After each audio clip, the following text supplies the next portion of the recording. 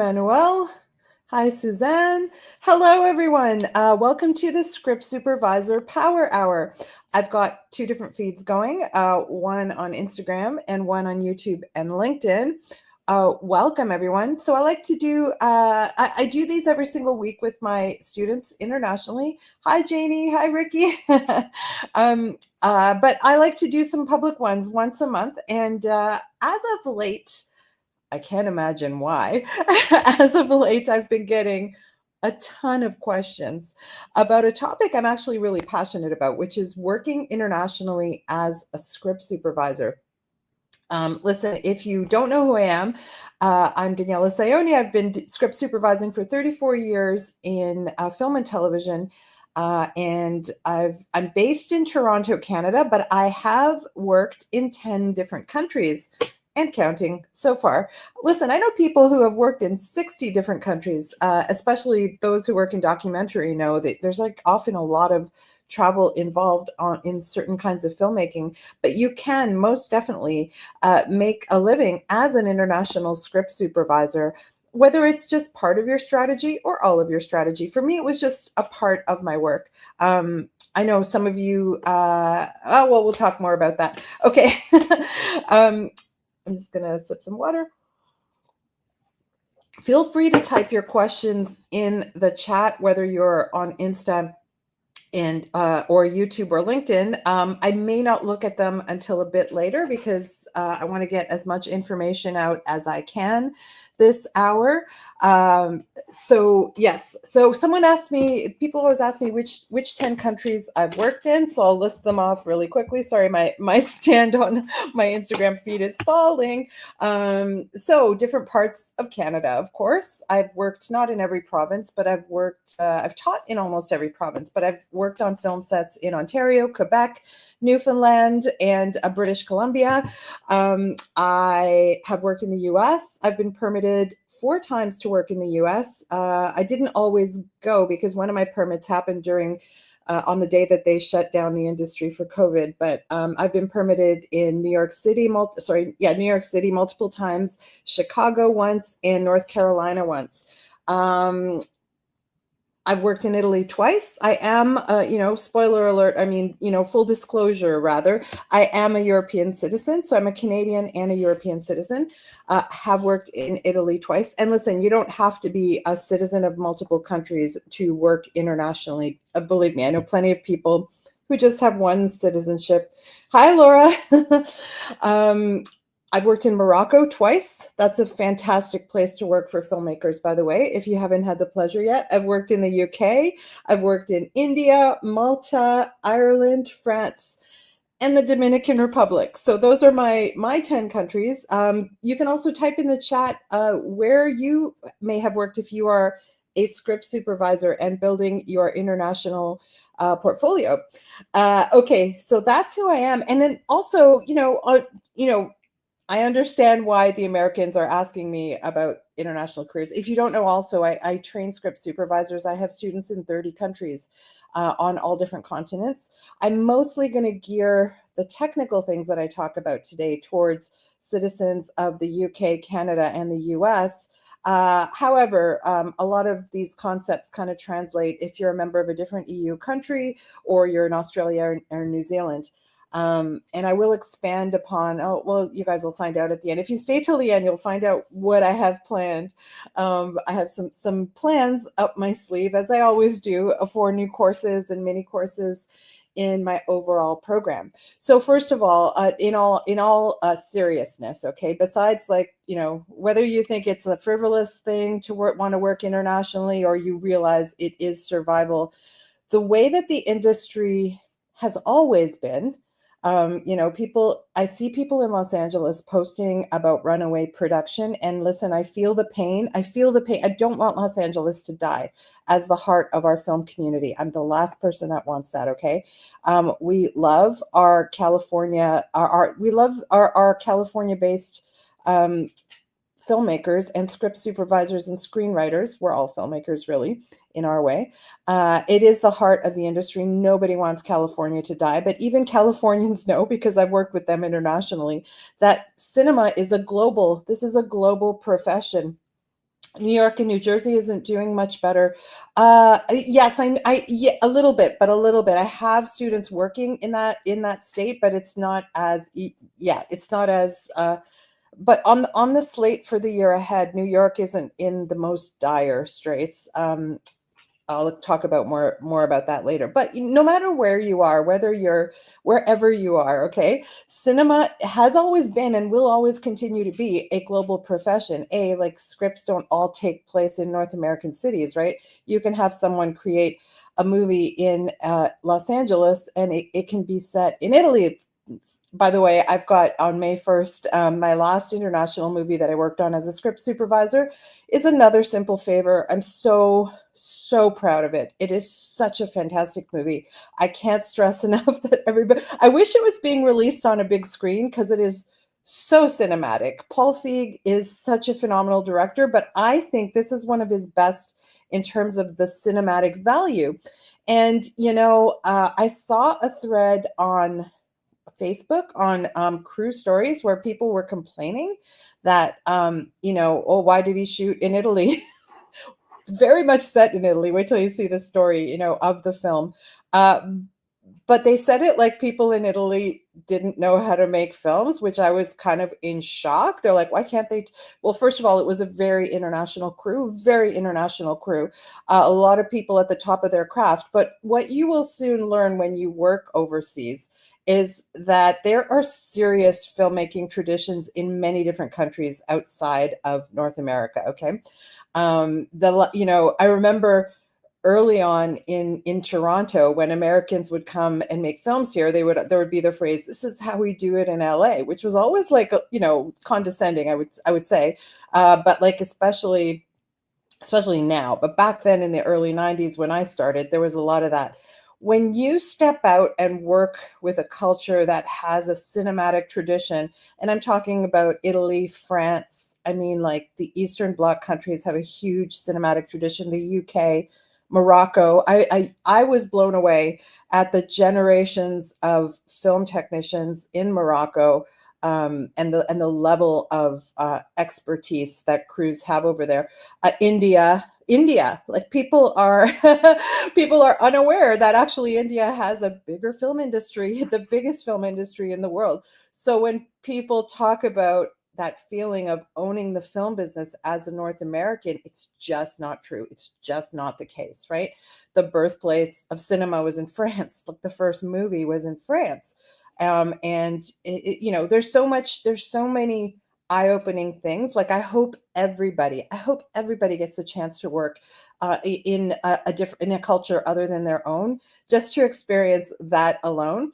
But it's joyful and it's necessary for so many reasons. So I want us all as film technicians. I always ask my students to think of this profession as a global profession. It's not only survival, it is survival because the nature of this film business. Now, I started in 1991. I graduated film school during a recession. It was an economic recession in Canada that lasted 3 years. And of course, people who are graduating now especially graduated 3 years ago, landed into probably an equally or worse time, right? Let's face it, it's probably one of the worst times in the industry in North America anyway. So I've had some students take my advice because I did the last time I did this talk, I feel like it was 2021 or something like that. I did a talk that's on my YouTube channel called Script Supervision Without Borders. Today will be a little bit deeper than that original talk, but I'll overlap some of the content of that. And it did inspire some of my Director Whisperer training program students to do things like go to Europe and work when there wasn't work in California, or in other places in Toronto. And we've had Brits come over here to Canada. We'll talk about how that can happen, of course, in today's talk. But there's many, many reasons to think of it as a global profession. I mean, it surely is. And the other thing is that script supervision specifically is a position that travels. You might not be aware of that. Some people don't even know what we do or consider us a key, but we are a key department head, and we're because we're responsible for tracking the continuity in a film. It's a very clear argument for a work visa. It's a very clear case of when a movie is shot in multiple countries. In my case, some of the movies I did were fully shot in the countries that I worked in, and some of them originated in Canada, and they were Canadian co-productions. Some of them were American productions that had multiple countries, and they would take you sort of on for the ride. So one of them was Traitor. So the movie Traitor, Traitor, we started, it was a US production that started in Canada, went to the UK, went to France, and went to Morocco. And when you get to work on projects like that, you get very, very, a lot closer to people than you do even, you know how much of a camaraderie kind of family feeling you have when you just work on a regular film, right? We are a team, we are working as a unit. It's one of the great things about working on set in the film business, is that team spirit, that, the machine of being like such an efficient and artistic, creative team working together for maximum, hopefully for maximum efficiency and maximum quality, right? That gets multiplied when you're on an international shoot. Of course, if things go wrong, you can feel really, really isolated when you're on an international shoot. I'll touch on that today, but most of the time, it is a really good experience. And on the movie Traitor, I made some lifelong friendships. I was being interviewed the other day on my Instagram about networking in film, and I was asked some of my favorite director script supervisor relationships. And one of them is with Don Cheadle. And I met him on Traitor, and we worked, in 4 countries together, and the crew got smaller and smaller, obviously, right? When we started in Toronto, we had over 200 people, but we didn't have over 200 people in every country that we worked in. We were kind of a stealth unit when we got overseas. So there's a much smaller group. And so I think that's where that friendship was forged, when he was the exec producer star. And then, of course, now I work with him when he directs sometimes. But that, those relationships, those very important script supervisor director relationships, have even more of a chance to get forged in a really wonderful way when you're working on location.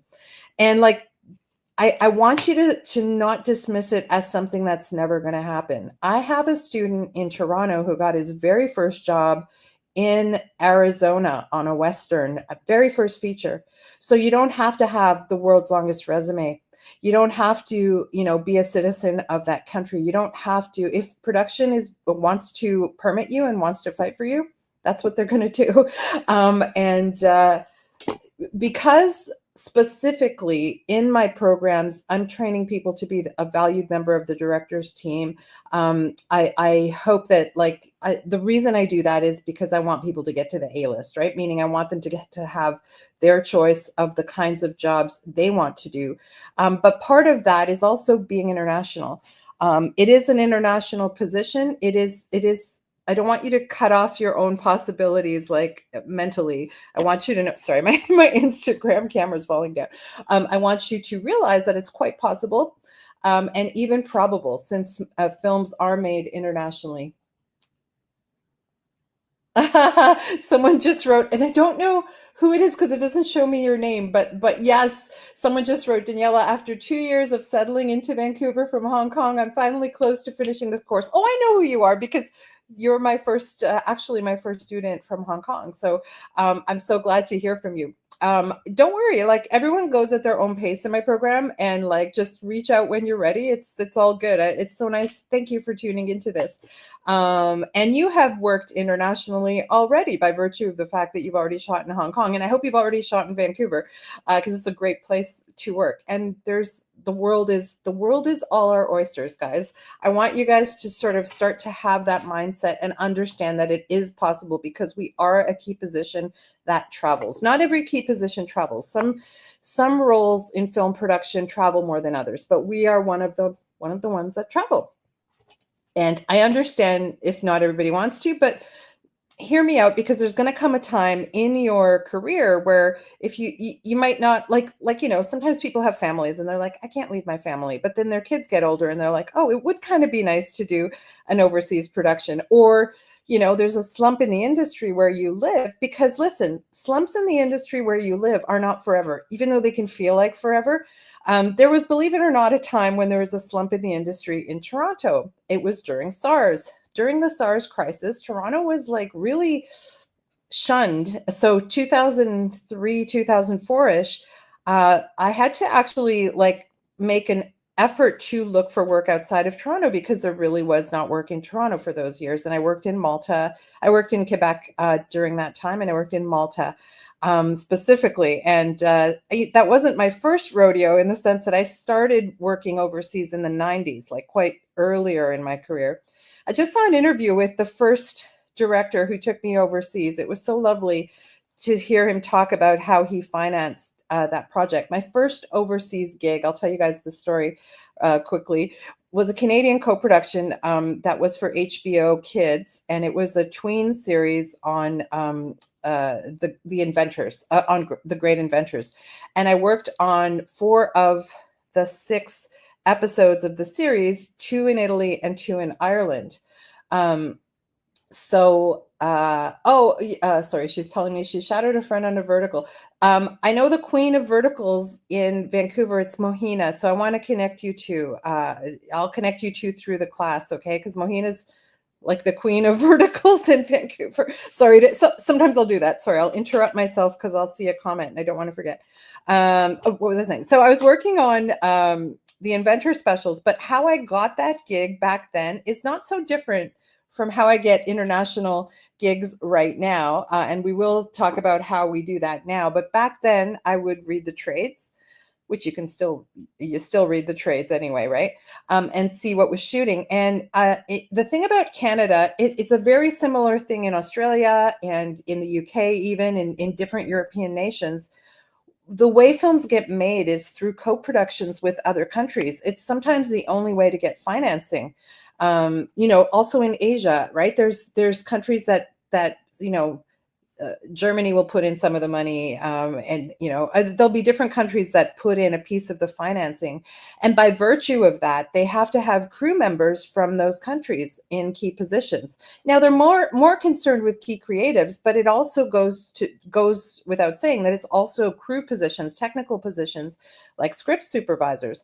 So I had read in the trades that David Devine was shooting, and I never had worked with David Devine. He was like a newish producer at the time, and I was certainly a very new script supervisor. That was 97. So yeah, not even 6 years into my career, I got my first international gig by sending him a fax. I read about his project in Italy, and I went, I speak Italian. I'm not the world's greatest Italian speaker, by the way, but I am an Italian citizen. I do speak Italian. Being an Italian citizen actually didn't matter for that production at all because it was a Canadian co-production. It just mattered that I was a citizen of either Canada or Italy. But you want to pitch an angle, right? And so my angle was I'm bilingual. And he said later on that he hired me because of my facts, but he said he just called me in for the interview as a formality to ensure that I wasn't crazy. He said, I just wanted to make sure you weren't insane, but like you had me at like your chutzpah of like sending me your resume, which wasn't like a huge resume, but you're saying, hey, I read you're going to Italy and I speak Italian and I would love to work with you. He was like, boom. So don't be afraid. And I do train my script super. A bunch of you in class are here. I do train you guys to have a little bit of chutzpah because I want you to get up the food chain faster, right? So you're doing the kinds of projects that you love. Sorry, I'm jumping around a little bit. Why go global? You're gonna learn so much more about the way different cultures make films. You're gonna learn about different cultures. The coolest thing, of course, is that you get paid to travel. That is the best thing for someone like me who loves to travel. If you don't know my story, I was not like a rich kid in any way whatsoever. I was quite poor. I could actually never afford to travel until the age of after I did my first TV series. So when I was 24, I did Tech War. One of the worst shows of all time. Nobody wanted the job. So I got this union show for 9 months, paid off all my student loans, and then had enough money to travel through Europe. That was the first time That was the first time in my life that I had ever traveled. Okay.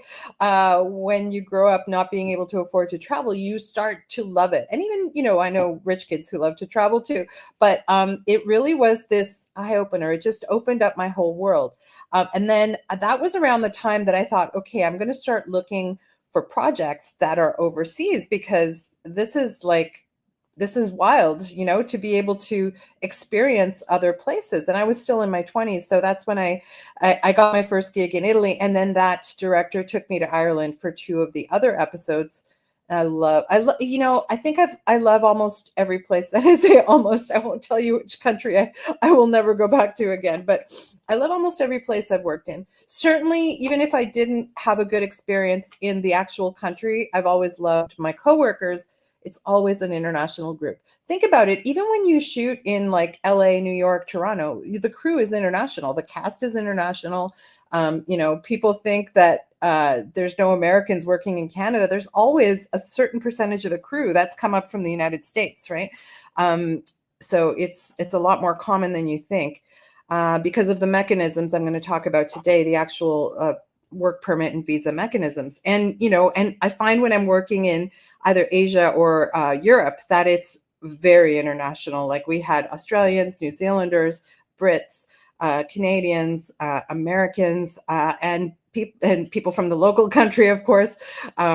It's always really, really, it just brings that extra layer of joy. And you'll also find, side note, for those who don't know, you probably know this, type it in the chat if you've experienced this. You can live off your per diems. So per diem is an amount of money you get every day for being away from your home city or home country, usually about $100 US or $75 US, depending on the contract. And it's meant so that you can buy meals and do laundry, or, it pays for your incidentals.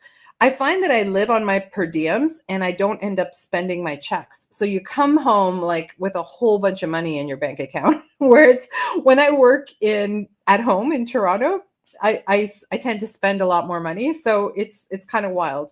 That's another side perk. I used to give, every time I worked in Europe, because my mom is Italian, I used to just give her my euros. And that always made me feel good. Look, I always had thousands of dollars left over in euros, in cash, in per diem. And I would just hand them over to her. Because it feels like free money. I mean, obviously you've earned it and it's all but it feels like, I don't know. Anyway, so you guys know, I don't have to sell you on the perks of working internationally, I am sure.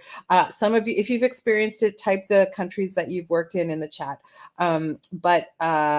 Okay, I really want to impress upon you the mindset things. And listen, if you speak different languages or have different citizenships, I want you to work on that if you don't. I have a friend who's American and she works in the US, Canada, and she taught herself or trained in German and Italian because she wanted to work in those countries. And she worked on a feature in Germany, like very recently in Berlin. And I mean, she works all over the world anyway. She's also an international script supervisor like me, but like she went out of her, I have never taught myself another language. I speak Italian and French and English. So I've used those languages on the job, but Spanish would be an excellent language to learn if you don't already know Spanish, because if you didn't see in the news, Netflix just invested $1 billion into Mexico. Mexico has a high level of production. Colombia is having higher levels of production, different parts of South America. Spain certainly has a bustling production scene. And when I talk through like the different countries that are somewhat easier to work in terms of getting work permits, Spain is one of them. So it would really, if you have sort of some degree of Spanish language ability, that's great. I often, for those who don't know, I get requests from producers for my alumni, for my Director Whisper alumni. And I've, over the years, had some really amazing ones because, Canada, we do co-productions. So a couple of years, I got requests for Cuba. In fact, I got a third year, I got a request for Cuba, but that film hasn't gone yet. And they're like, do you have any Spanish-speaking Canadian citizens? Ideally Canadian, because it was a Canadian co-pro. Americans can't really get to Cuba as easily as Canadians can, but I was able to fill that with my students. So these things come up randomly, and if I was still like hunting down, if I was still in my 20s where I was hunting down work rather than people coming to me, I would have found that myself. But now I get those calls for my alumni. I'm always happy to pass those on. And by the way, like I said, I did shoot in the Dominican Republic, and I don't speak Spanish, but because it was a big action movie, required like my skill level. Triple X3 required like my massive experience and skill level. But I had locals. I worked with locals there who did speak the language. They were doing my second unit, and they would come out and help me. That's like, if you don't speak the language, and when I worked in India, I had a script assistant who spoke Hindi and some of the other languages. Oh, unknown caller. Sorry, that was weird. Did it knock me off the live? Sorry, I got a call incoming and it knocked me. No, it didn't knock me off the live. It says I'm still live. Okay. Oh, now it says I'm reconnecting. Okay, there we go. Sorry, Instagram. Don't people know I'm on live? Jeez. Okay, so ideally, you will have other languages in your back pocket, but again, not totally necessary. And this is a learnable thing. If you're going to learn one, I would say learn Spanish. If you're a North American, or if you, even if you're going to go work in Spain. When I went to Morocco, this is a side note, Morocco, they were so incredibly professional, the technicians there and the cast. We had all our background actors in both movies were exceptional actors. I couldn't even believe it. Most people spoke a minimum of 4 languages in Morocco, and that was just survival because they would work with crews from Germany, Italy, Spain. They spoke Arabic and they spoke English. So the people who worked the most as locals in Morocco on like big international productions, they spoke more languages. So don't dismiss that as something. I was astounded by the benefits the unionized foreign crew experienced on our Amazon TV set versus our local Hong Kong crew barely earning minimum wage. Yes, that was a shock to me when I was in the Dominican, because the rates that script supervisors and other crew make in the Dominican versus our union rates in IATSE were shocking. Like it actually made me very upset to feel the difference. Now, on another simple favor, I worked in euros as a local in Italy, so I didn't work as an IAA member. IATSE is not outside of North CBI.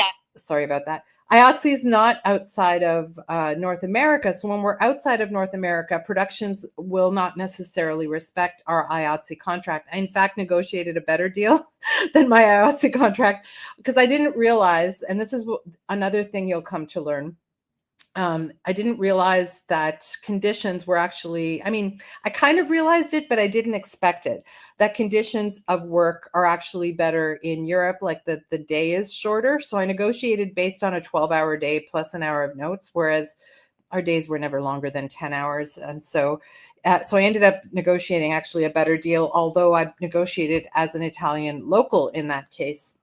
The nitty gritty of that stuff, if you are one of my director whispers, that's always something we can talk through in private coaching and also in our weekly. But that's one of the things I'm going to tell you. If you are preparing, well, let's start at the beginning. Let's start with, how do we actually get the jobs overseas? Okay, so this will mostly be geared towards Americans, Canadians, and Brits, because that's the majority of people that are in my program. But I also have, like I said, there's 30 countries, right, in my program. So a lot of these concepts will apply in other countries, but even with everything I say, I've done a bunch of research, but I'm not a lawyer. So obviously you always want to get legal advice. The first thing you should know is that production should be paying for all these visas. It's not something you should ever have to pay for yourself, but you really do need to put yourself in the best position to be ready for this kind of work when it happens. Laura was saying that she got her passport applicant. Obviously, have an up-to-date passport is like the first thing, right? No matter where you live, have an up-to-date passport, because that's going to be part of the package that production needs to process your work visa. And different countries have different requirements of that visa. So let's start with the Canadians, and like let's start with the. I'm going to do it both ways. The Canadians going to work in the U.S. Let's start with that. That's something I've done a fair bit. It's something a lot of people do because movies will often be shot in both of our countries. And depending on where they start, if they start in Canada, they'll probably take the script supervisor if they're permittable, like if they've got all their ducks in a row and they're going to be easy to permit, then they'll and you know they can prove that they're not taking a job away from a local, which is really hard to prove in California. I think that's the reason I have never, because in California, like there are way more people, way more people in that state. So I've never been permitted, or not. No one's even ever tried to permit me to go to California. It's much easier on the East Coast for me as someone, and I'm talking as someone with 30 years experience. But my first permit in New York City was in 1999 on a movie that Madonna produced that started up here in Toronto, and they brought us down for the last week in New York. So I was, not, I didn't even have 10 years experience at that point. And I successfully got my permit for the US because once again, they can make a case that we're responsible for the visual continuity. And so it's going to necessitate that it requires continuity, right? There's two ways to actually get permitted as a Canadian going to the US. And this is, by the way, if you're a European or a Brit wanting to work in the US, this is pretty much the same for you as well, okay? It's just that right now, and I should give that caveat anyway, right now it's really, really hard to get a work permit for the US because of the Trump administration. It has happened in the past in Trump's first term where production said, you know what, it's really hard to get a work permit for anybody. People did try, or they asked me and then they would give up because there are all kinds of roadblocks. So it's probably the hardest country to get permitted in is the US, but it's certainly not impossible. There's plenty of foreign workers in the film business in all departments, but including in script, who get permitted in the US. So I'll tell you but I actually wouldn't advise it at this moment for obvious reasons. It doesn't even feel safe to travel as a tourist there. I'm speaking as a Canadian. There's all kinds of stories, unfortunately, coming back to us. Hopefully, if you're watching this talk on replay next year, all that would have been hopefully, hopefully would have worked past that as a nation. But I'll tell you, the visa is called an O1B visa. It's for individuals with extraordinary ability in the arts. That's the kind of visa that your production company or studio, usually it's the studio that applies for this through their legal department on my behalf. Usually it's the director saying, I need Daniela to come with us. She's got all the continuity. She's a valuable member of the team. And usually it's the director asking either the producer or the studio or both to say, let's include her on this list of people that we're going to try to get work permits for in whatever country we were shooting, in this case, in the US. The US application is quite involved. So you want to make sure you line up a number of letters of recommendation. So from notable people, so hopefully from directors or actors that you've worked with that are sort of recognizable names. Now, I used to think that they had to be notable people from the country that you're applying to. So I always got Americans to sign my letters when I was applying for my work visa in the US. But it turns out, because some of my writing students, like I have a writing student in Australia who is getting her green card, I was able to write her letter for her US green card as a Canadian. So it doesn't even have to be someone from that country, apparently.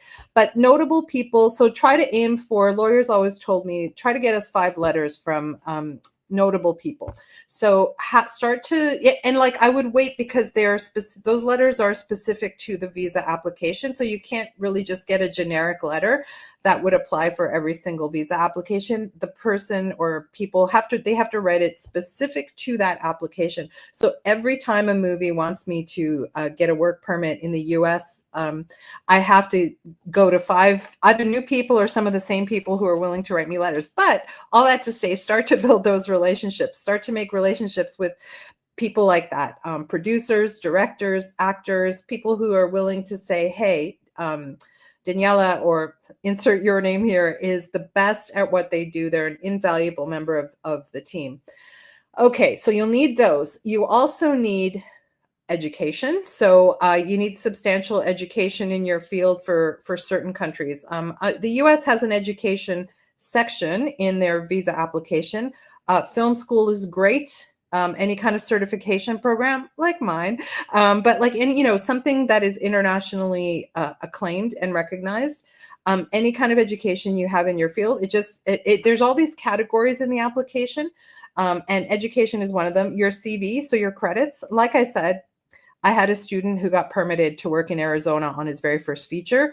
Production made a case that he was the guy for the job. There are arguably not a lot of local script supervisors in Arizona, so that was able to work. But your CV is a part of the puzzle. They do want to see what you have done, and if you've done other jobs in film, I would put that. I have this comprehensive CV that I use for visa applications that has my script experience, my directing, my writing, and my teaching experience on it, because it's a very comprehensive, and it just shows that, and different lectures I've given at different, because I also get paid to speak at different institutions and film schools and all that, just to anything that establishes you as an expert in film production. And again, you don't have to be the king of the world or the queen of the world.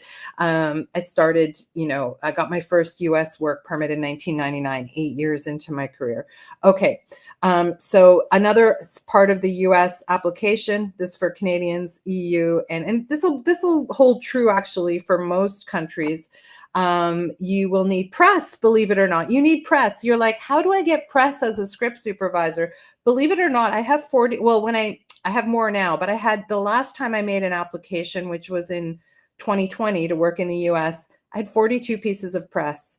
The lawyers had forgotten to attach like my press, and I got this call saying, oh, we want to put your application through, but you have no press. And I said, pardon me, I sent you 42 pieces of press. They said, what? And I was like, the file was so big that they somehow got, so press is actually not as hard to get as you might. I get press for all kinds of reasons, not necessarily related to script supervision, but always sort of in the umbrella of film and performance. I'm also an actor.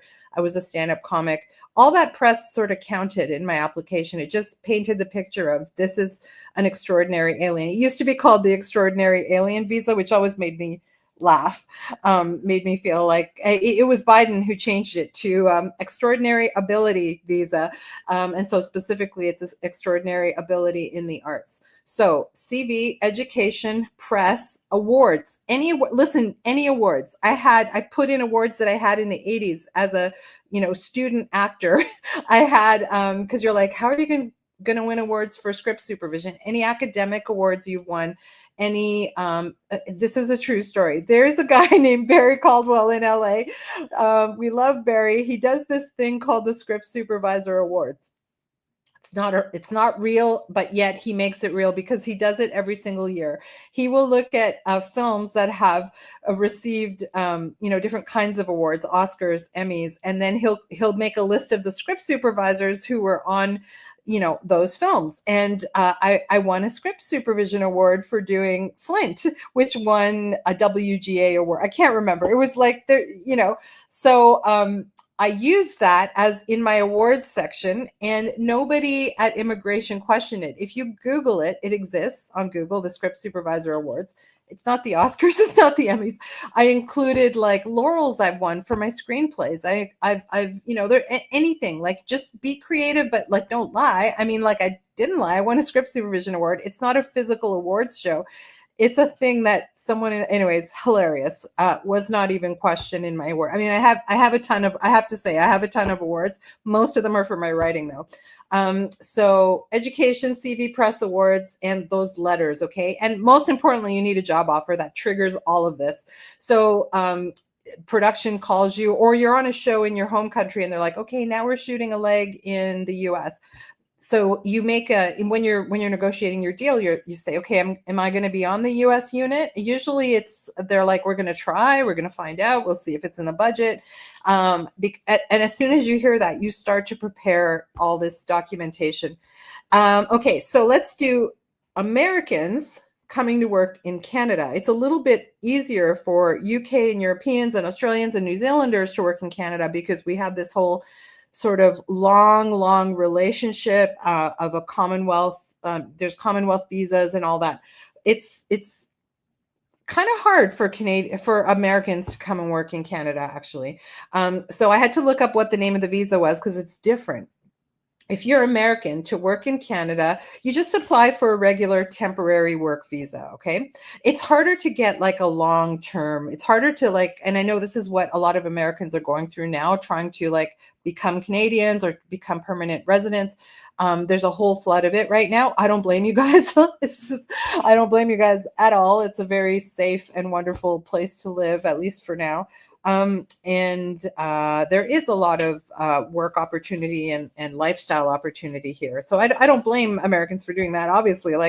But it is it's much harder to get like permanent residency in Canada for Americans than it is to get a work permit, a temporary work visa. So the temporary work visa, they would apply under the labor market impact assessment. So basically, and listen, this happens when you're working in the US as well. Your lawyers are putting through like the application, and then the request gets put in front of the relevant unions. So my CV, like my package would go in front of IATSE in New York, right? Every time I was permitted in New York, when I was permitted in Chicago, it would go in front of the executive, the executive in New York, just like directors would have to, their CVs would have to go in front of the DGA, even if it's not a DGA production. That's the union that covers that sector. Similarly, if you're American coming to work in Canada, or if you're a Brit or a European, your CV gets scrutinized by the union that covers that jurisdiction, okay? So it's called a labor market impact assessment. And basically they're trying to sort of prove that there were no Canadians to fill the job who were qualified, right? And it's not that hard to prove, actually.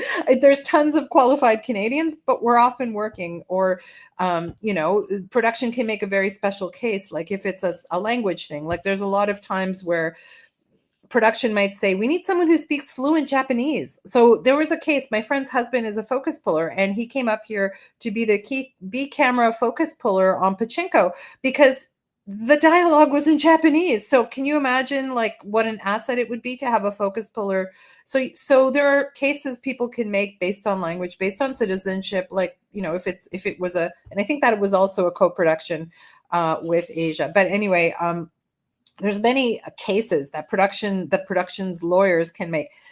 Don't pay for it on yourself. Like the things that people do pay for on their own is if they try to go for a green card, like just getting a full green card where they can work for many different companies, But I'm talking about the most common scenario because paying for a green card in the US is like 10 grand. I don't imagine the Canadian one is much cheaper than that. And it's a lot. It's possibly even harder. But a short-term work visa, your production company, studio should be able to pay for it. And it's like $5,000 to $7,000 ish, right? So they do this labor market impact assessment. If they can make the case, and it goes in front of the unions and it goes in front of the government, it's a similar kind of package like your CV, your education, your awards, your press, your letters of recommendation, then the work permit. And this is the thing, timelines for processing work visas vary greatly. So most of the time, if you're going for the US, it's about 6 weeks, or not when the Trump administration is in power. That was the thing. They would slow down the process so much that people were just like not even applying for those because it would take so long, the movie would be over, right? So, but normally it's 6 weeks. And same with Canada, it can be even faster, really. It really depends on the region too. So some regions in Canada make a lot of movies, but they don't have a lot of trained crews. That's about to be the case on the East Coast. They actually have amazing crews, but there's just not as many of them. So what we do in Canada is like we travel to those provinces and we work, but like it is also a thing where foreigners can come and work. When I worked in Ireland in 1996, I want to say it was 1997. Yeah, that's about when it was. It was a very closed shop in terms of the union was a very closed shop. They have a union there that is very, very strong. It was like the strongest union I've ever worked with. I mean, because I wasn't a member of it. I'm an IATSE member. At the time, I was still an ACFC member, which is a different union in Canada. I just joined IATSE shortly after I came home from Ireland, but very, very, very strong union to the point where they weren't really taking a lot of new members. So that year they had so much production in Ireland that they had 4 full crews of foreigners. There were 8 movies being shot that year, and 4 of them were completely crewed by foreigners because there wasn't enough, quote unquote talent in there just weren't enough crews. I think this year the East Coast of Canada is going to be facing a scenario like that because they got some excellent tax credits in Newfoundland and Nova Scotia. So every year it'll be different. It depends on which states and provinces and countries offer tax incentives and what films are being made. But that year in Ireland, I was literally there because that wasn't the only reason. I was on a Canadian co-production. But there were people from the US. The island was overrun with Americans that year. I remember that. They were shooting In the Name of the Father. Was it The Boxer? I think they were shooting In the Name of the Father, local Irish, amazing film. We were shooting these HBO kids specials. There were like 3 Disney movies. It was a combination of international and Irish production, and 4 of the 8 crews that were working. Oh, and Spielberg was there doing Saving Private Ryan. Ireland has a great industry, by the way. A side note, it's the best passport to have right now because the Irish passport lets you work in the UK and Europe. So since Brexit, the UK doesn't have free flow into Europe like they used to. So that Irish passport is magic because it lets you work in the UK and Europe. And it's, I don't think it's very hard for people from Ireland to get Canadian visas. I've had a couple of students immigrate here from Ireland, and vice versa. It's not as hard for Canadians because of our long tradition. It's harder now for anybody to work in the UK. It is a much more closed shop since Brexit, but we do have a long, long history of, we're a Commonwealth nation in Canada. Anyway, I digress. So yeah, for Canada, it's not like as involved, I would say, of these short-term work visas. Usually a certain number of our crews in Canada do come from the United States and foreign workers. Side note about Canada, there is this Commonwealth visa. If you're 35 or under, you can work here for up to 2 years. And this is, I'm talking mostly to the Australians, New Zealanders, Brits, anyone in a Commonwealth nation. Even in the Caribbean, there's some Caribbean countries that are Commonwealth. I had a student from Barbados who was here. I don't know if he was on that visa. Terrence, were you on that visa? But anyway, look into that. Those are more longer term solutions. They're not production by production, but it is a very special kind of option. I don't think there's anything like that in the US, but I would investigate. I would talk to an immigration lawyer and investigate. So if you're in the UK or Canada or the US and you want to work in Europe, how about that? It's much easier to get a short-term work permit and short-term they classify as 90 days or less. Europe is actually a great facilitator of that as long as the production calls for it. Like if it's an American production shooting in Europe, much easier, of course, to get there and work as an American or a Canadian. Obviously, I'm a European, so that's never been an issue for me. But in my research, I read that the easiest countries to get permitted in, and I know this about Malta. Malta is one of the easiest countries. I know that when we shot there, we had a Canadian crew going in. It was a UK Malta co-production with a Canadian and UK Malta Canada co-production that I worked on in 2004 during SARS. And we were all ready to show our paperwork when we walked into the airport. They said, "What are you doing here?" We're like, "Oh, we're a Canadian film crew. We're here to make a movie." They were like, "Come on in." It was like they didn't even look at our paperwork. It was kind of crazy. But Malta has a great industry. It's a small industry, but it was listed in my research as one of the easiest countries to get a work permit in, and that was also my experience. Spain.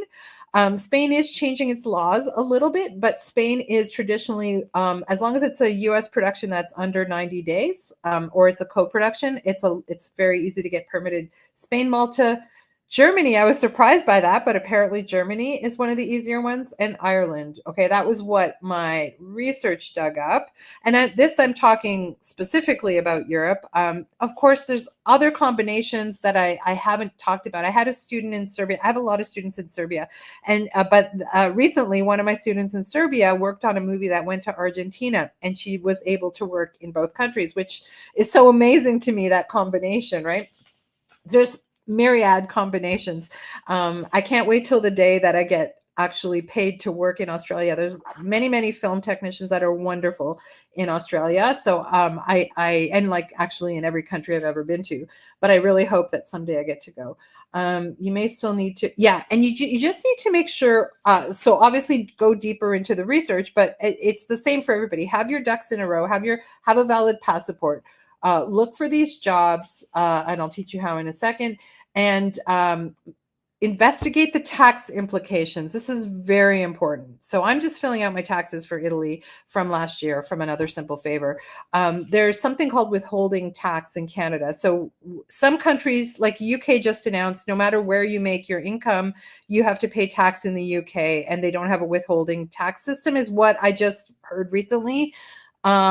Fact check that, but I was kind of in shock because that's a lot, right? Because I paid a lot of money in taxes in Italy. I am an Italian citizen, but I am a resident in Canada. So in Canada, how it works is, if you earn money outside of the country, you have to file a tax return in that country that you worked in, get your documentation from that country and bring it put it into your Canadian tax return. You have to claim that income on your Canadian return, but you get a credit for what you paid in that other country. It's called withholding tax. That's what I just read recently was taken away in the UK. So you want to really investigate what the ramifications are going to be for you. When we worked in the Dominican, it was very easy. The work visa, by the way, to work in the Dominican is $10 US, not even joking. So it's easy to work there, but it's harder to get your tax statement back from the government. I had to have a lawyer and an accountant on it, and production was like really riding the DR government to get that. I mean, eventually we got it, and I got my withholding taxes back. But you got to look at that stuff, okay? Whatever country you're going to choose to work in, weigh out these things because it's going to impact ultimately like how much pay you're taking home. Okay, sorry, just want to make sure I didn't leave anything out. Okay. So have your ducks in a row, understand the timeline of applying for the work visa, and start to build. By the way, some countries have treaties. So even in our North American trade agreement, if you're a producer or a production accountant, you have free flow across borders, okay, between US and Canada. Anyway, check for whatever country. Make a mental list of the countries you want to work in based on your citizenships, based on your, or even not based on your languages, just based on what you want to experience, and start to do your research on what producers are going to be shooting there or who shoot there regularly, who might be from your country of origin. So there's a lot of Americans who are very specifically shoot in Italy or very specifically shoot in the UK or Spain or vice versa. A lot of Brits who like to shoot in the States or Canada. Start to research that. How do you research that? The trades. So the trades being like Variety, Deadline. In Canada, we have Playback. What's the European one? Cine Forum or something like that. Like, read the trades for about what is in development and contact those companies. So when I told you the story about my shoot in Ireland and Italy, I had read the Canadian trades Playback. I approached the producer with the angle that I thought I had that gave me an advantage on that production. But the angle that you come up with could be something totally different. You might have a connection to one of the actors. You might have a connection to the material itself. You might have a connection to someone that producer knows. Whatever you can use to get them to go, oh, I want to talk to this person. Use it in that cover letter. if you're in my program, I can certainly coach you on that. And what I'm going to announce today. Sorry, I know I'm going to go over an hour. I know this is the Script Supervisor Power Hour, but this is a loaded topic, so I will probably go to an hour 20, something like that. Okay. When it's longer than 90 days or 3 months of shooting, it's a more involved process in Europe. So just know that you probably production probably will have to invest in it'll have to be the studio legal team kind of thing. Interestingly enough, another simple favor was one of Paul's shortest shooting schedules ever, our director, Paul Feig. It was less than 3 months, including my prep. So when you look at it, you'll never know how, how fast we shot that. It looks really, I can't wait. You guys, May 1st, Amazon Prime, check it out. It was incredible. So get to research the producers who do that, get to know them. And I mean, as organically as possible.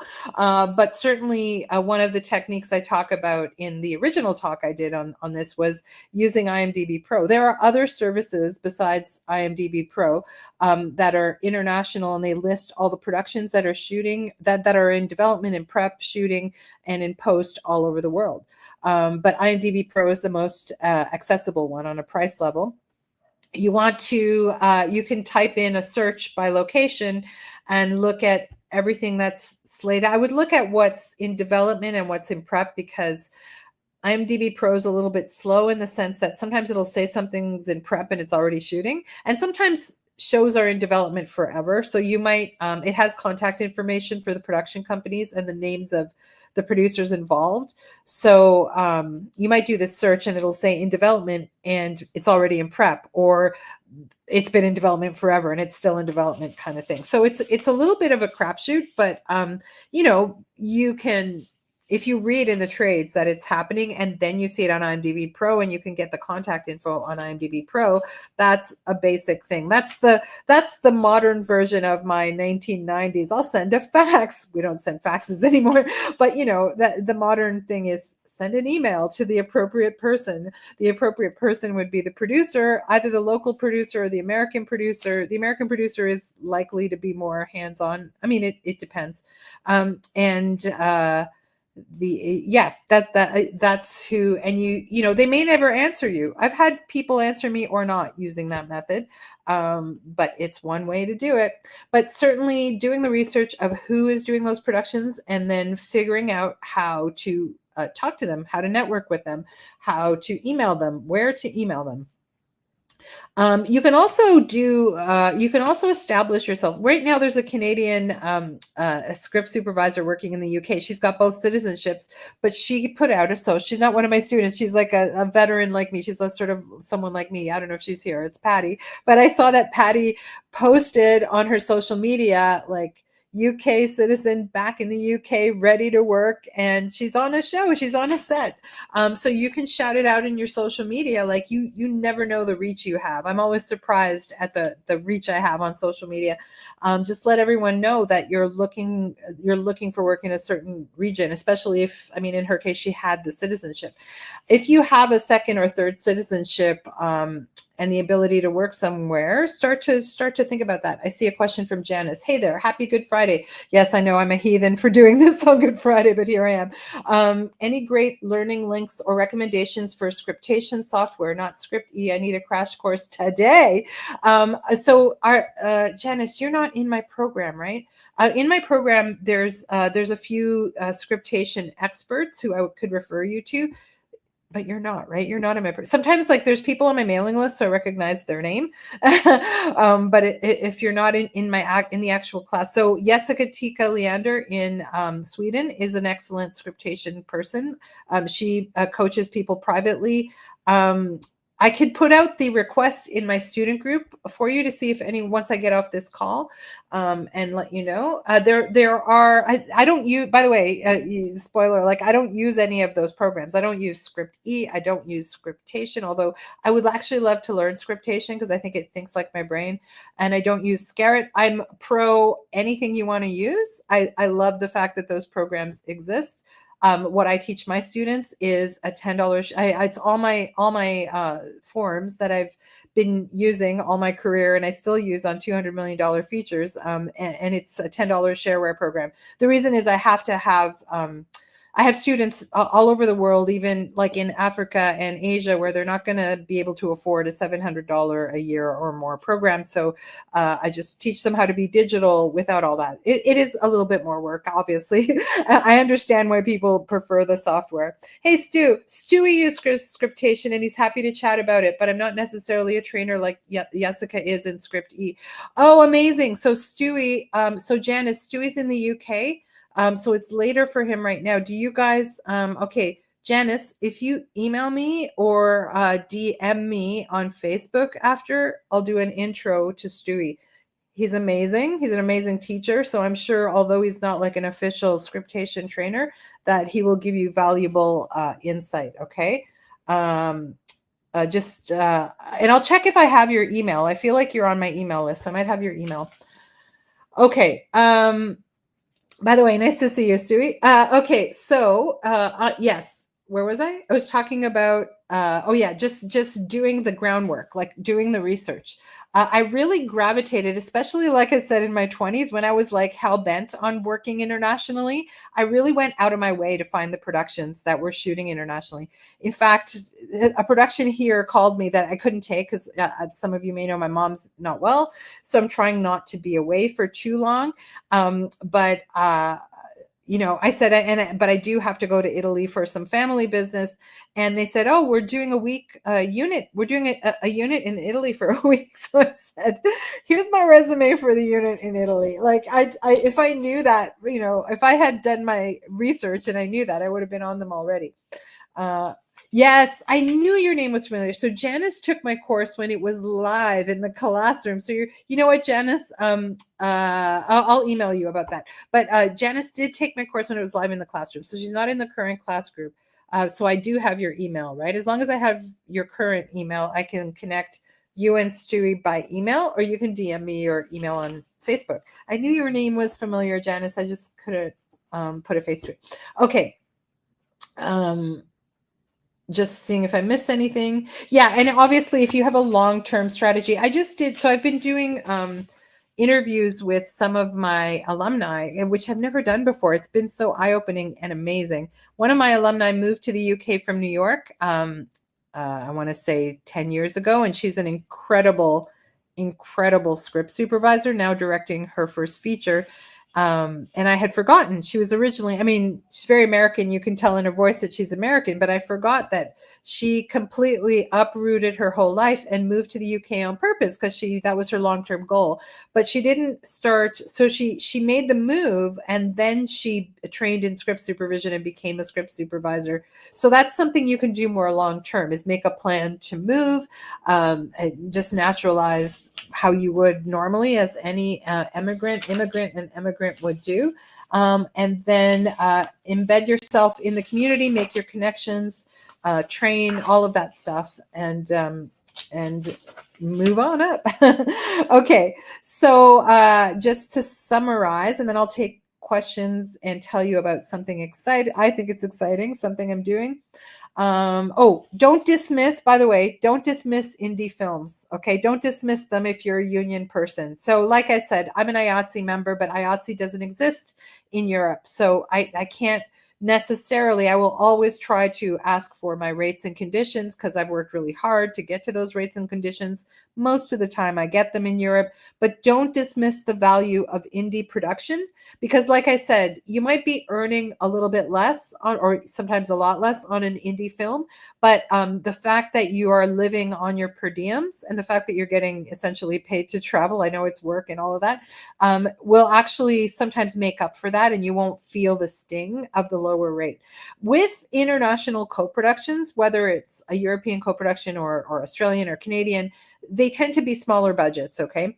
But there's going to be a lot of work. A lot of the international work will be that. So don't overlook it. Don't only think in union terms. Try to get your union conditions, but many of these jobs that are international are non-union because that's sometimes part of the reason producers are doing them, because it's the only way they can make the financing work to go non-union with a number of countries involved.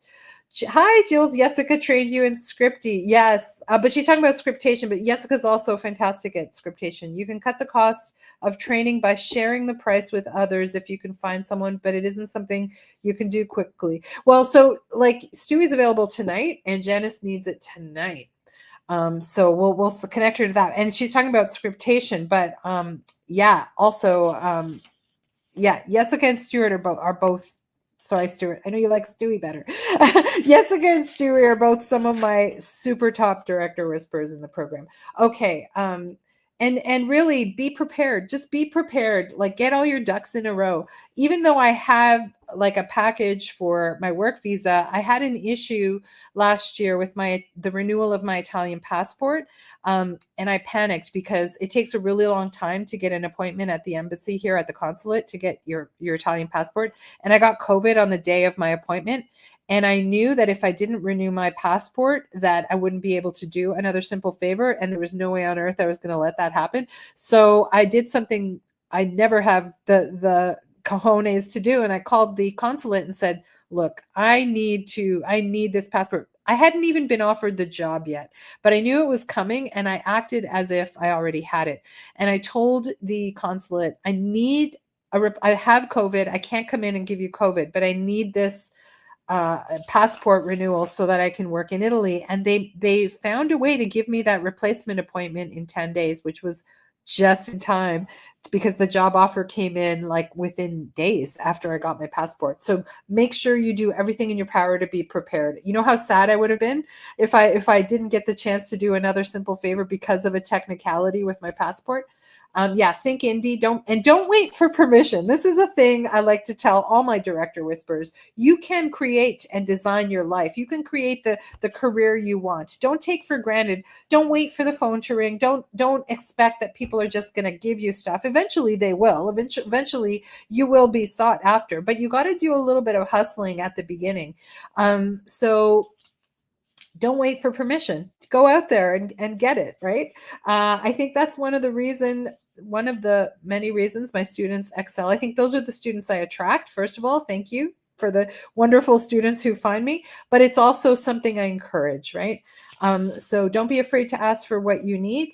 On that note, people have been asking me for lower payment plans. So my course has different, if you pay in one installment, it's $12.97 US, just for those. And Janice, when you took it, it was a lot cheaper, but it's also a lot more expanded.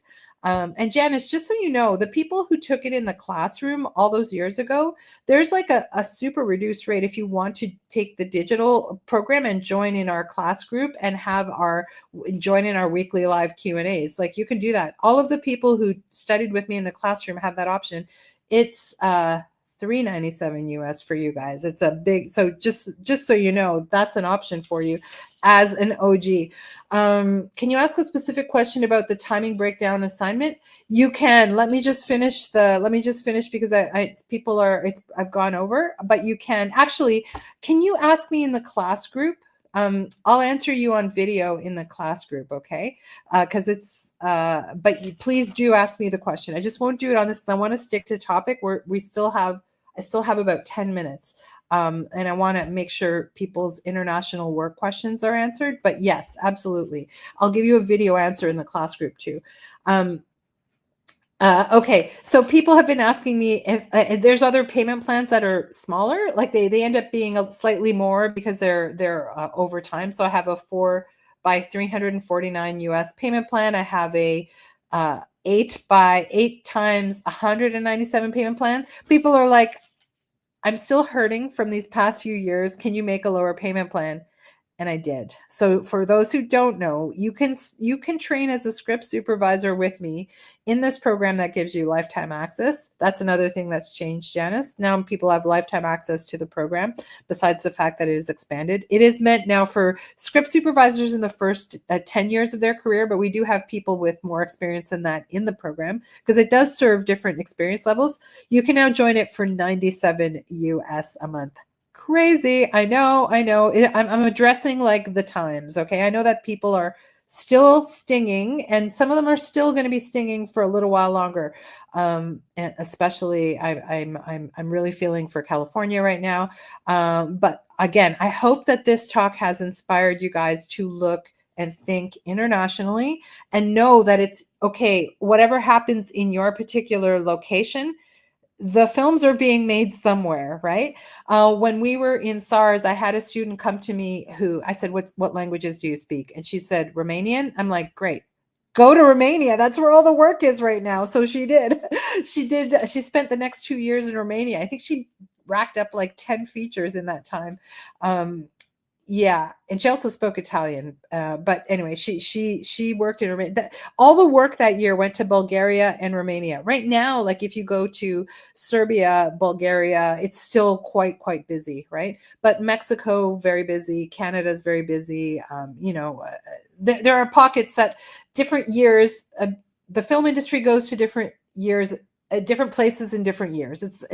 We can't take for granted that it's always going to be busy in Canada, or it's always going to be busy in California or in the UK. We just got to understand it's a global economy, especially now. And the other thing that's really changed in the industry is it's an indie economy. It's a creator economy. So a lot more indie films are going to be happening. Okay. So just know that and work with that. And hopefully like you won't get totally left out to dry. I read a statistic that 1/3 of the industry is now looking for other work. I do not blame you, but I also want to say this is actually normal. Like if anyone who's been in the industry for decades will tell you the industry goes up and the industry goes down. And there's always a purge of people when the industry goes down. But once it comes back up, it's like, buckle up, everybody, right? So I hope that you guys, I've been in these hard times. Josh, I see. Okay.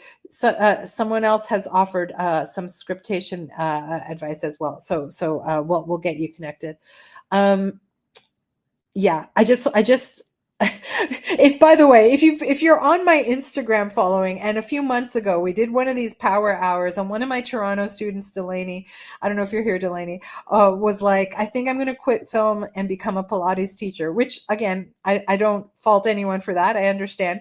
But I started crying because Delaney was just trained and she's very, very smart, and she was just getting her foot in the door, and here she was like ready to quit. And that just made me so upset that we're losing veterans and we're losing new people, right? There's a big purge going on. And I went, don't quit. And you can still see that short if you look on my Instagram account. Weeks later, like I want to say, Delaney, what was it? 2 weeks later? 2 weeks later, she had a NABET apprenticeship. So she got a paid union apprenticeship to train on set as a script supervisor. Hilarious, not hilarious. It was very shocking for me to hear a young person say that after working so hard, to finish the program. And now like she's in this happy place because they had trade testing for NABET, and all the director whispers, all my students who took that trade test passed it, including Delaney. So hallelujah, as we say in my program. Michelle, I use scriptation also if someone has questions and you're in LA. Great. Okay, awesome. Michelle, are you on my, I think you're on my mailing list. You're not one of my students, right? Like I don't recognize your name as one of my students, but I recognize your name. So I feel like you might be on my mailing list. Just DM me with your contact email, okay? Thank you for tuning in, by the way, everybody. So I wanted to tell you about that. There's this $97 US a month payment plan option if you need to start training and start working. I don't cut off any part of the program. You get the full program for that, and I trust that you'll pay every month. The thing about my program is my students are doing really well. I'm loving these interviews. So people are telling me like how their careers have developed and grown and changed since they took the program. And literally I find myself crying because I see that I guess I'm a crybaby. I'm crying a lot. I'm telling you about stories where I'm crying a lot, but I see people excelling. So, I mean, listen, I've been teaching since 1995. I know the program works, and the program keeps getting better and better and better. It's only gotten better since it's been online, to be frank. Like expect that. That's not something I expected when I started teaching online, but that became the case. The other thing is, oh, this is something like, duh, if you're in the program, we have an international network. We have an international network in the program because we have people in 30 countries who, and we all get to know each other in that class group, right? So when one of my students in LA, Rosvita, decided, you know what, I'm going to use my UK citizenship and work in Ireland and the UK, she was able to reach out to director whisperers who were there at the time, connect with them, and she told me that her plane touched down, and two hours later she was on set in London, like no word of a lie. So, and then she went to Ireland, and then she was able to work with assistants in Ireland. So you have this international network. Don't discount that. I just had a meetup. If you see on my Instagram feed, there's a video of my meetup. We had a non-student. We had Sharky Bjorn from Berlin flew out to Toronto for the meetup. Not one of my students, but someone I correspond with online who's lovely. And I had Jorgos. Jorgos is my student in Athens. He flew up when I did my first London meetup, and he flew out to, when I had my meetup in Croatia last year, he flew out to Zagreb, and he flew out for the Toronto meetup last week. And I introduced him to other Greek Canadians that I had in the program. Well, one of my writers is Greek Canadian. I also teach screenwriters, and I connected them because Jorgos, one of the places he's considering coming to work and live is Canada. So we have this international network. Just make use of it. It's there. It's wonderful. People are amazing. Every time I go, by the way, my next meetup is in London. Next meetup is in London the week of May 26th. It'll either be like an evening during that week, but probably a brunch on Saturday. Okay. I know that by May 26th, most of my London students will be working. I know that.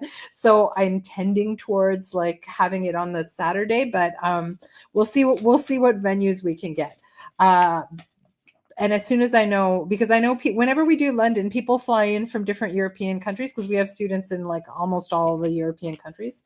So one more thing I wanted to say, this is the announcement. I have actually been Michelle, you said yes. Yes, you're one of my students? Oh my God. If that's the case, I'm so sorry that I didn't. Maybe you're saying yes, you're on my mailing list. I'll look you up. I'm so sorry if you're one of my students and I didn't realize that. That would be so bad. I'm so sorry. Okay, so here is the thing that I'm going to pitch. Oh, you're on my mailing list. Okay, great. I was going to feel like a heel for not knowing you're in my class.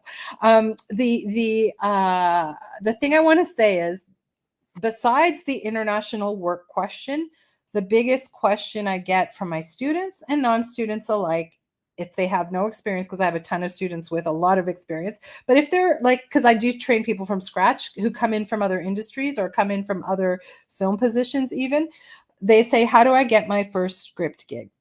And so, of course, I've been training people individually and in my program, etc. But I decided there's a missing component in my class that serves them, and it also serves people who are not in my program.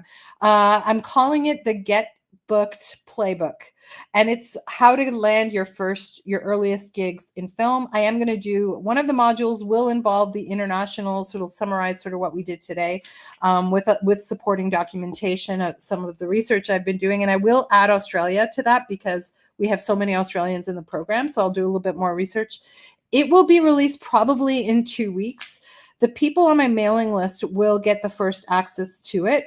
Obviously, it's free for those in my program, but if you're not in my program, you can get it for $97 US, and it will include, I have a resume workshop that's already a bonus in the program. I will include how to interview your director and land the gig, plus all new modules with templates on cover letters. The resume workshop also has a template for your resume. Just how to find those gigs depending on where you are in the world, and more. So I still have to shoot it. I've already written it, meaning I know what I'm going to teach you guys. I just have to actually shoot it. So I give myself probably 2 weeks. If you're not on my mailing list and you're interested in that, my mailing list is going to get that first. And by the way, my mailing list gets all kinds of stuff from me, Michelle knows, I'll suddenly announce secret sales that only my mailing list knows about. I'm about to do that this weekend. I'm about to have another bump sale. If people remember my bump sale that I did I can't remember when I did it. I want to say 7 months ago, I did a bump sale where like you start at like $20 and the next person pays 21 and the next person pays 22. I'm having a bump sale on a number of the smaller courses. But anyway, if you want to get in on the Get Booked Playbook, my next release on how to get your first job, don't worry. If you're in the program, you're going to get it. It's going to be on your course dashboard as soon as I release it, which I hope is in 2 weeks. You guys know I'm dealing with my mom's health stuff, so it may just bear with me if it's 3 weeks. And then I'll announce to my email list first. That price might go up in future. I mean, it's obviously worth a lot more than that, but I thought that was a good price to start with.